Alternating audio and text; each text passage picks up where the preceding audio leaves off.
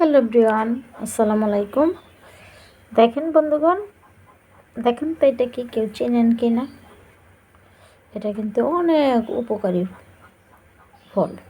আসলে এটাকে আমরা কেউ মূল্য দেই না, সবাই মূল্যহীন। কিন্তু আমরা যে দামি ফলগুলো অনেক অনেক টাকা দিয়ে কিনে নিই, ওইটাকে আমরা অনেক পরিমাণের মূল্য দেই, এটাকে আমরা মূল্য দিই না। এটা কিন্তু অনেক মূল্যবান ফল, যেটা মানুষের রক্ত শূন্যতায়, যেসব মানুষ বেশি বেশি রক্ত শূন্যতায় ভোগে, ওদের জন্য এটা অনেক উপকার।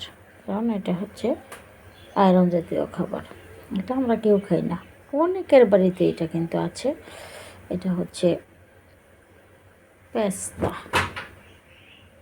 এটা গাছের উপরের পেস্তা, আয়রন জাতীয় খাবার। যে খাবারটা অনেক মূল্যবান, সস্তায় মাটিতে পড়ে থাকে, কিন্তু আমরা কেউ এটাকে ধরিও না, খাইও না, দেখিও না, ছুঁইও না। এটা কিন্তু রান্না করে খাওয়া যায়, এভাবে সিদ্ধ করেও খাওয়া যায়। এটা খাইলে অনেক ভালো। এটা দুইটা বেদানা অথবা একটা বেদানা কিনে আনলে কী পরিমাণ টাকা, ওটার অনেক মূল্য দিই আমরা, ওইটা যে টাকা দিয়ে কিনে নিই এই জন্য। কিন্তু দেখি মানুষের রক্ত শূন্যতায় পড়লে কিন্তু মানুষের এত তাড়াতাড়ি করে বেদানা আনে, মানে খাওয়ায়, এটাকে সহজে বলে। কিন্তু তার চেয়ে দ্বিগুণ পরিমাণের আয়রন জাতীয় খাবার আমাদের আনাচে কানাচে শুধু পড়ে আছে মাটিতে, আমরা এটাকে ধরিও না, ছুঁইও না, খাইও না। সেটা হচ্ছে ওই যেটা, এই ভালো ফলটা, এই আয়রন জাতীয় এই ফলটা। আর এর চেয়ে ভালো বড় কথা হচ্ছে যে এটা আসলে দুইভাবে খাওয়া যায়, সিদ্ধ করে খাওয়া যায়, রান্না করেও খাওয়া যায়। আর আসলে আয়রন জাতীয় খাবার আরও কিন্তু আমাদের চোখের সামনে করে রয়েছে, কিন্তু সেগুলো কিন্তু আমরা ধরি না। আরও মানে কচু অথবা কলার মোচা, তো এইগুলো আমরা কিন্তু সংগ্রহ করে খাবো।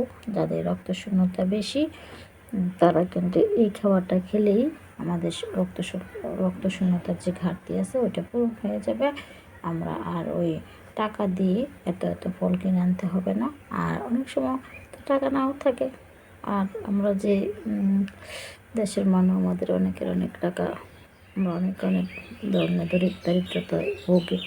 সেই কারণে আমাদের বুঝে শুনে মেলে চোখ মেলে চেয়ে, মানে জেনে শুনে আমাদের এই কাজগুলো করতে হবে। এই কাজগুলো করলে কিন্তু আমরা সুস্থ থাকবো। না জানলেও আজকে আমি বলে দিয়েছি, এটা কিন্তু আপনারা মনোযোগ দিয়ে শুনবেন এবং এই কাজগুলোই করবেন, যেটা করলে স্বাস্থ্যের জন্য ভালো, বাঁচা যায়, বিনামূল্যে পাওয়া যায় মূল্যবান সম্পদ। সেটাই আমরা করব এবং খাবো, সংগ্রহ করব।